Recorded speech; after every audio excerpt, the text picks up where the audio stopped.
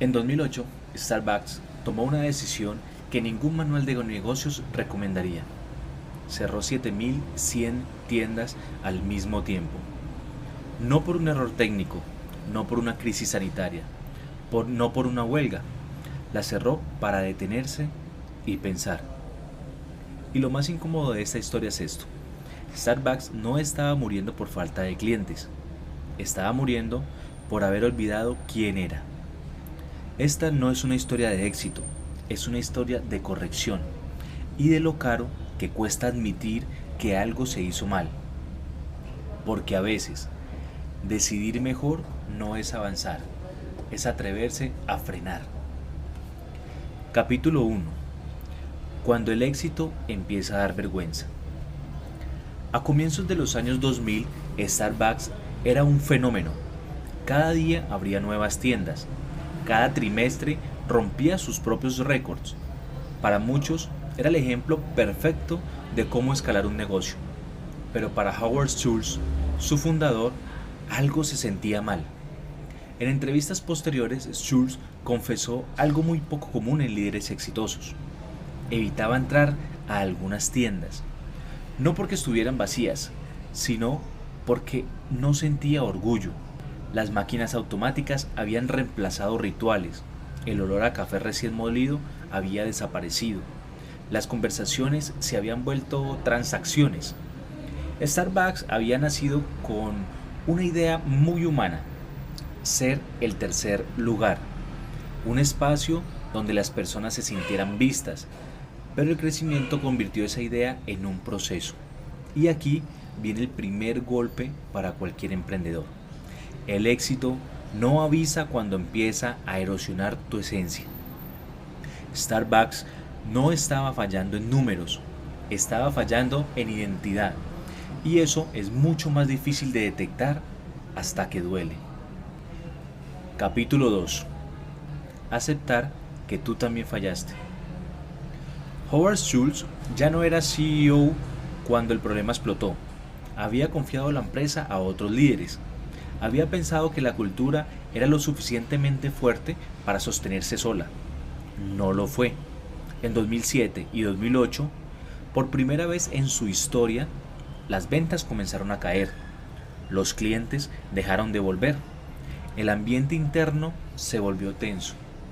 Schultz regresó como CEO en plena crisis financiera mundial, y lo primero que hizo no fue lanzar un plan agresivo, fue escribir una carta interna.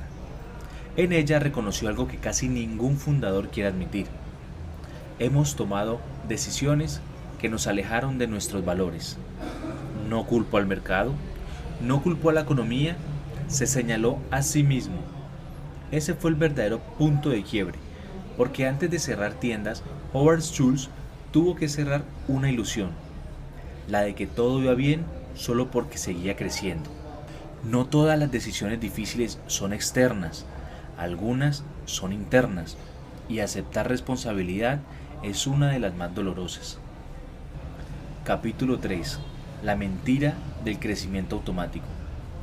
Durante años, Starbucks creyó algo muy común en empresas exitosas: si seguimos creciendo, todo se acomoda. Más tiendas significaban más ingresos significaban más seguridad, pero nadie estaba midiendo el desgaste humano. Baristas que ya no entendían el propósito, clientes que sentían que algo había cambiado pero no sabían qué, equipos que cumplían procesos, no experiencias. Schultz dijo en entrevistas que el error fue pensar que la cultura podía delegarse, y esa es una verdad incómoda. La cultura no se escala sola, se cuida o se pierde. Starbucks no estaba creciendo mal, estaba creciendo sin conciencia, y eso siempre cobra factura. Capítulo 4. Cerrar para volver a aprender. En febrero del 2008, Howard tomó una decisión que sonó absurda para Wall Street: cerrar todas las tiendas de Starbucks de Estados Unidos durante varias horas. No en una región, no en unas pocas sucursales, todas. Más de 7.100 tiendas cerradas al mismo tiempo. El objetivo no era ahorrar dinero, era capacitar a los baristas, pero no en ventas, no en velocidad, no en eficiencia, en café.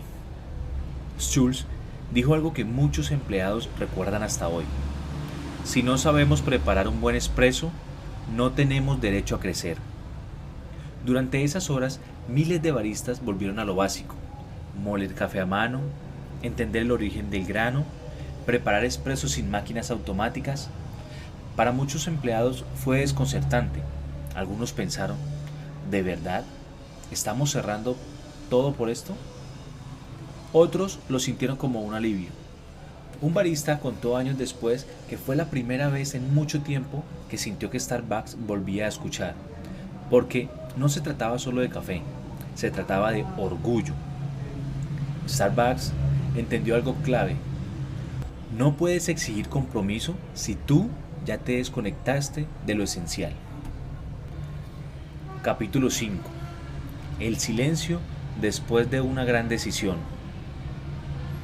Cuando las tiendas reabrieron, no hubo fuegos artificiales, no hubo titulares heroicos inmediatos, no hubo un antes y después mágico.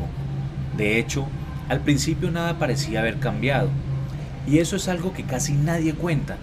Las ventas no se dispararon, los problemas no desaparecieron, la crisis económica seguía ahí, pero algo empezó a sentirse distinto. Los baristas hablaban diferente, los clientes notaban pequeños gestos. La experiencia poco a poco recuperó la humanidad. Schultz dijo que esa fue la parte más difícil: tomar una gran decisión y no ver los resultados inmediatos. Porque cerrar tiendas fue ruidoso, pero reconstruir cultura fue silencioso. Decidir bien no siempre se nota rápido, pero decidir mal siempre pasa factura. Capítulo 6. Lo que se gana y lo que se pierde. Starbucks no salió ilesa. Se cerraron tiendas definitivamente, hubo despidos, se perdieron millones de dólares, pero también ocurrió algo menos visible. La empresa recuperó dirección. Howard volvió a involucrarse en cada detalle clave. La experiencia volvió a importar. La marca dejó de perseguir crecimiento vacío con el tiempo. Starbucks volvió a crecer. La rentabilidad se estabilizó, la cultura se fortaleció, pero no fue gratis. Y aquí viene una verdad incómoda para cualquier emprendedor.